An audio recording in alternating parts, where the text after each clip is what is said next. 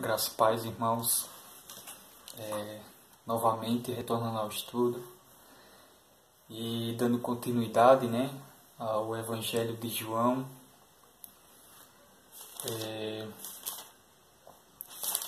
Uma vez que nós ainda estamos no primeiro capítulo, darei continuidade ao estudo, aqui a partir do versículo 35 ao versículo 51, certo? E nesse estudo, em sua apresentação, eu farei uma breve introdução, contextualização do texto, uma vez que nós estamos fazendo ele por parte, E vamos dar início aqui, trabalhando novamente aquilo que já foi muito falado, que é a respeito do testemunho de João Batista, bem como as implicações desse testemunho, tanto no que se refere às profecias bíblicas, que apontava para ele numa missão específica, que é de apontar para Jesus Cristo, que ele seria a fonte sobre a qual iria confirmar quem era esse Cristo, quem era esse Messias, certo? Bem como dar o testemunho de vida, trazendo assim ensinamentos valiosos para nós, que é o que vamos aprender aqui, Então, é um texto que, apesar de nós, nesses estudos que estamos fazendo, de ser tão rico, nós, querendo ou não, deixa muita coisa despercebida por conta do tempo, que é curto, E o formato aqui é mais que no esquema de um estudo mesmo, numa pregação, não é um sermão, mas sim fazer um estudo, principalmente para pessoas que não leram ou que estão iniciando a leitura do Evangelho de João, que é um livro que recomendamos para que as pessoas leiam, uma vez que elas são convertidas, sendo um dos melhores livros, para se ler.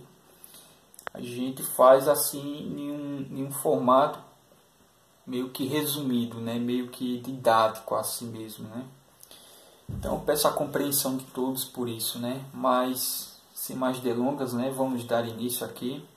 Após a leitura do texto em si, eu farei uma oração e nós daremos continuidade, esmiuçando assim versículo por versículo, no formato expositivo. Amém? Vamos à leitura aqui, irmãos. O texto, dando continuidade, No versículo 35 fala: No dia seguinte estava João outra vez na companhia de 2 dos seus discípulos, e vendo Jesus passar, disse: Eis o Cordeiro de Deus. Os 2 discípulos, ouvindo dizer isso, seguiram Jesus. E Jesus, voltando-se e vendo que o seguia, disse-lhes: Que buscais? Disseram-lhe: Rabi, que quer dizer mestre, onde assistes? Respondeu-lhe Jesus: Vinde e vede. Foram, pois, e viram onde Jesus estava morando, e ficaram com ele aquele dia, sendo mais ou menos a hora 10ª. Era André, o irmão de Simão Pedro, um dos que tinha ouvido o testemunho de João e seguido Jesus. Ele achou primeiro seu próprio irmão Simão, a quem disse: Achamos o Messias, que quer dizer Cristo. E o levou a Jesus. Olhando Jesus para ele, disse: Tu és Simão, o filho de João. Tu serás chamado Cefas, que quer dizer Pedro. No dia imediato resolveu Jesus partir para Galiléia e encontrou a Felipe, a quem disse: Segue-me. Ora, Felipe era de Betsaida, cidade de André e de Pedro.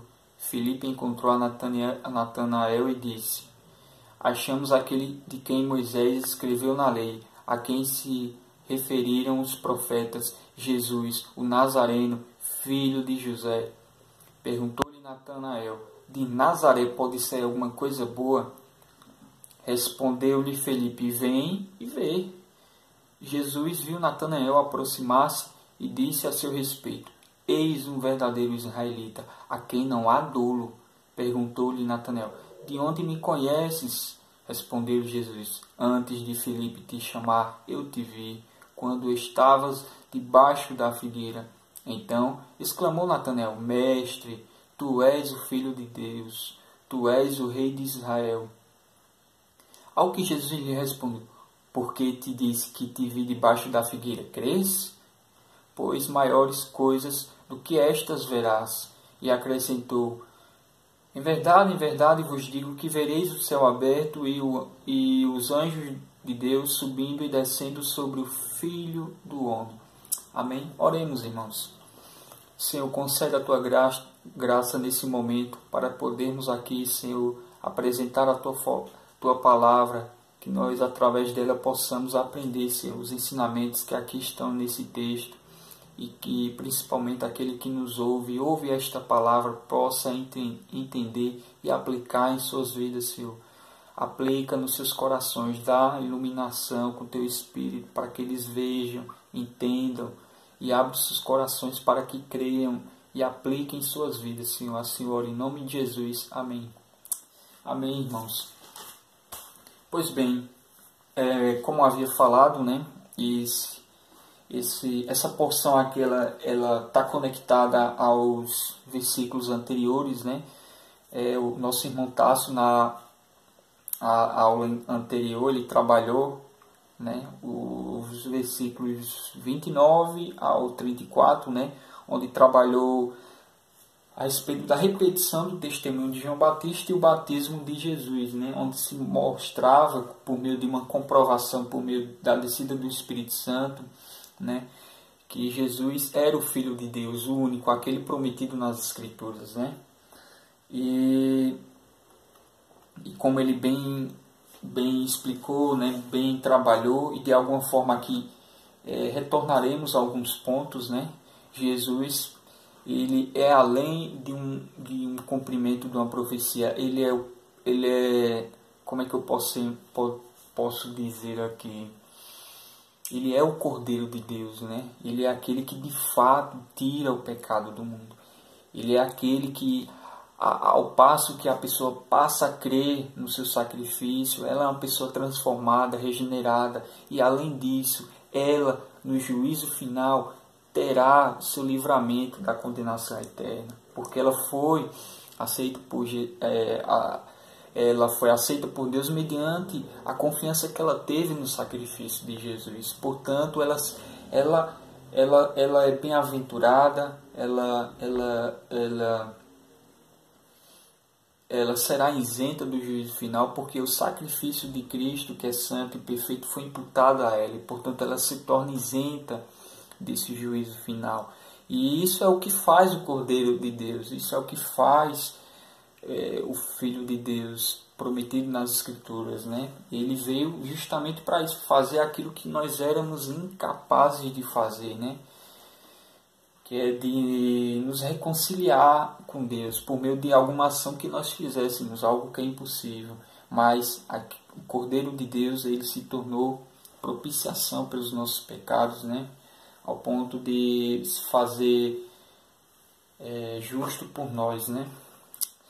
Enfim, e essa porção aqui, irmãos, que hoje nós iremos trabalhar, ainda está conectada a esse contexto. E mais uma vez aqui vai trabalhar a questão do testemunho de João Batista e a reverberação do que esse testemunho ele acarreta naqueles que estão ao seu redor, bem como na sua própria vida, certo?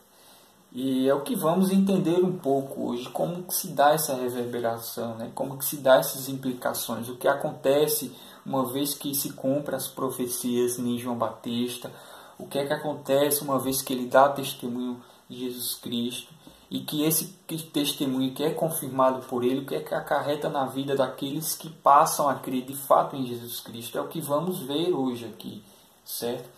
Então o texto aqui ele inicia dando continuidade àquilo que já foi bem exposto pelo nosso irmão Tássio, né?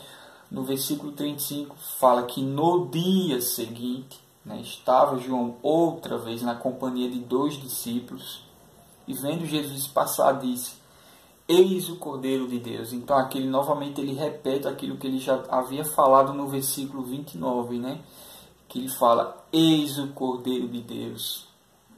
E isso, para aquelas pessoas que ouviram essa afirmação, elas compreendiam perfeitamente o que ele estava dizendo, que é exatamente isso que eu falei agora há pouco, né? Que Cristo, ele é o cumprimento das profecias. As pessoas que, quando ouvirem essa frase, essa afirmação, elas entendiam perfeitamente o que era isso, o que se referia, o que significava para a vida delas, né? E ele mais uma vez afirma: eis o Cordeiro de Deus, né? E o que é que acontece quando João Batista afirma e fala isso para aquelas pessoas que ouvem, uma vez que ele é o porta-voz, uma vez que ele tem a sua missão, o seu chamado, o seu ofício, né, de apontar e de dar confirmação daqueles que haveria aqui nessa terra, de se tornar propiciação pelos nossos pecados, que seria o Cordeiro que tira o pecado do mundo, né? Ele é a sua missão fazer isso, e isso ele faz muito bem, ao ponto dele dizer mais uma vez: eis o Cordeiro de Deus que tira o pecado do mundo. E quando ele fala isso, o que acontece? Acontece, irmãos, que no versículo 37, acontece que os dois discípulos, ouvindo dizer isto, seguiram Jesus. Então veja que maravilhoso aqui que acontece, né? Que João Batista, ele não esconde para ninguém. Ele não usurpa seu chamado, podemos dizer assim, né?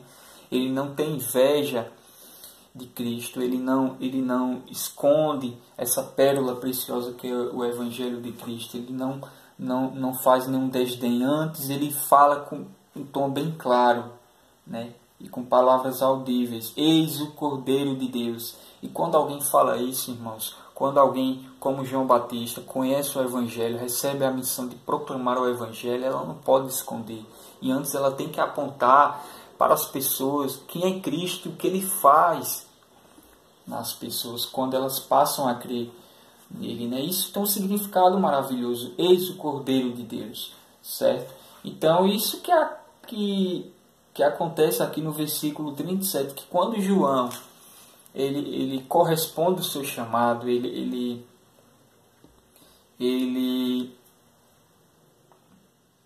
humildemente anuncia às pessoas, né, quem é Cristo, o que ele faz no mundo. A consequência disso, o resultado disso é que as pessoas vão buscar a Cristo e não ele próprio, uma vez que é esse o seu chamado. E é isso que ocorre exatamente aqui, irmãos, né?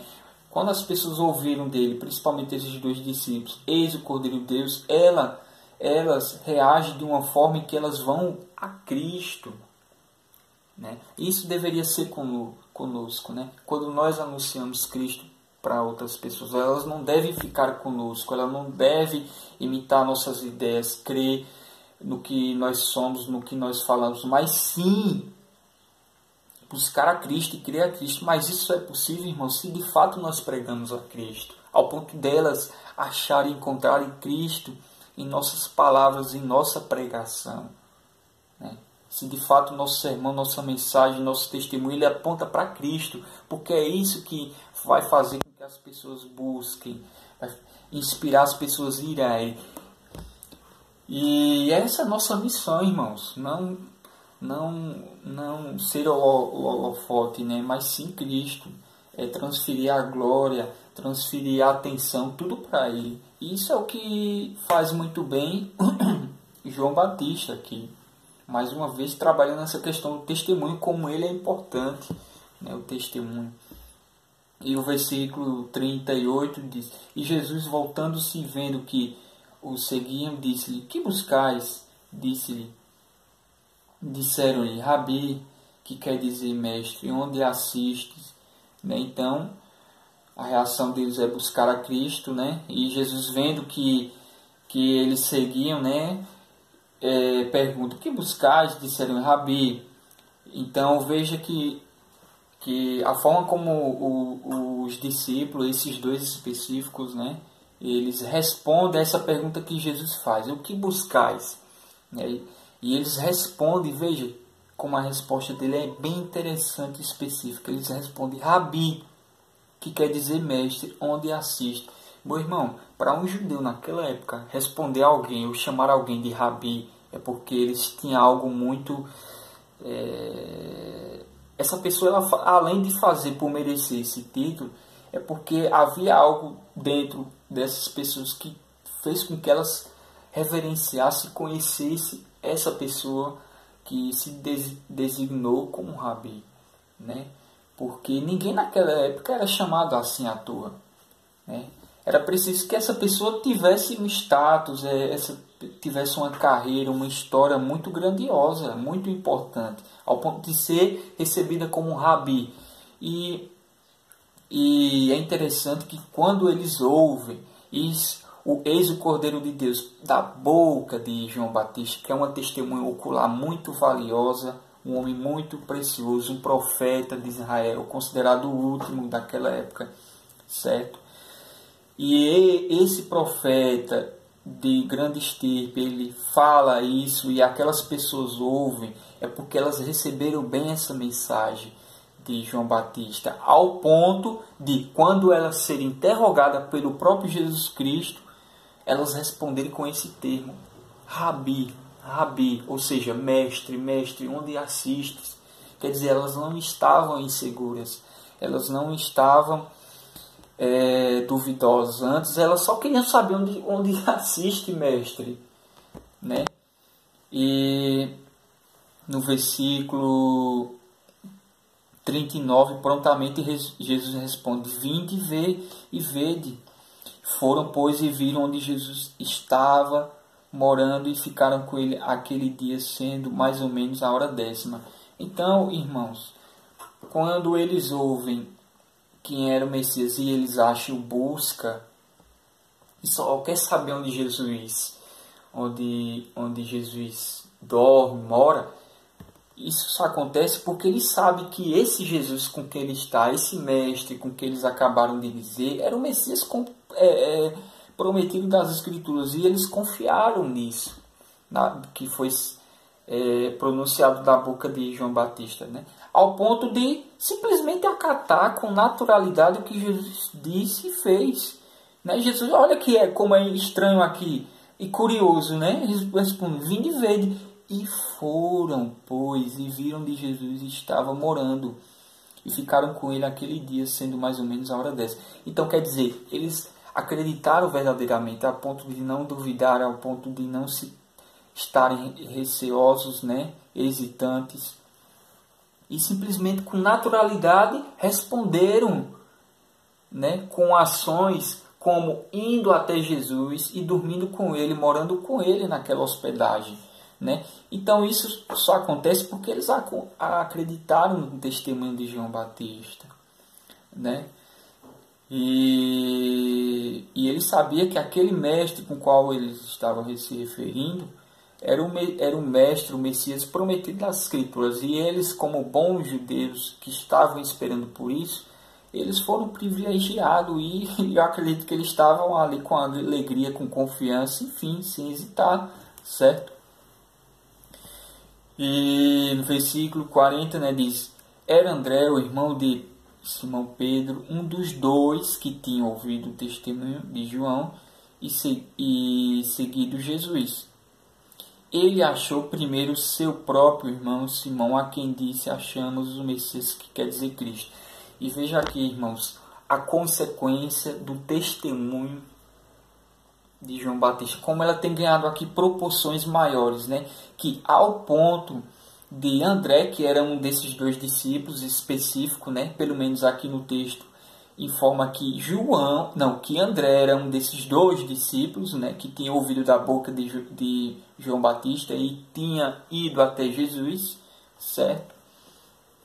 E o que é que acontece quando André ele conhece de fato, como pelo menos no versículo 38 e 39 nós vimos que ele teve esse contato verdadeiro com Jesus Cristo ao ponto de acatar aquela afirmação de Jesus e até ele, né, na sua hospedagem, etc. E então isso mostra que eles conheceram Jesus verdadeiramente, né? E por que eles conheceram verdadeiramente? Já que isso seria prova cabal o suficiente para sustentar o que acontece aqui no versículo 40, que informa: era André, o irmão de Simão Pedro, um dos dois que tinham ouvido o testemunho de João e seguido Jesus. E o que acontece quando ele ouve esse testemunho fidedigno, esse testemunho messiânico, histórico, importante, que gera todo esse movimento, que reverbera essa comunidade que está crescendo aqui, de cristãos que, ao ouvir e ter o contato com Cristo, passam agora a levar outras pessoas a buscarem a Cristo. E é o que acontece exatamente com André aqui. O que acontece? André, ele leva o Evangelho, ele leva ao conhecimento do seu irmão Jesus Cristo, né? E meu irmão, para alguém como um parente seu, um irmão seu, levar o Evangelho a você, é porque alguma coisa aconteceu de poderoso nele, né? E que ao ponto de que ele leva esse Evangelho à sua pessoa, e você conhece essa pessoa que está pronunciando esse Evangelho, que é esse parente, que é esse irmão seu, é porque alguma coisa transformou. Porque existe alguém mais íntimo do que um irmão, do que um parente? Não tem, né? E quando ele fala uma coisa, afirma uma coisa, geralmente a gente acata como uma verdade, porque a gente sabe que ele está falando a verdade, porque a gente conhece ele, que não é uma pessoa mentirosa, que é uma pessoa piedosa, etc. E assim André.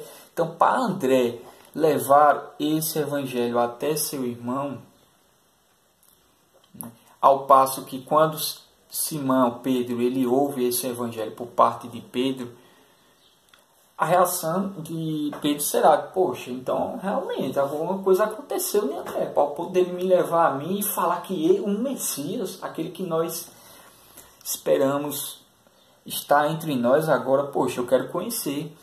Então isso é o que acontece, né?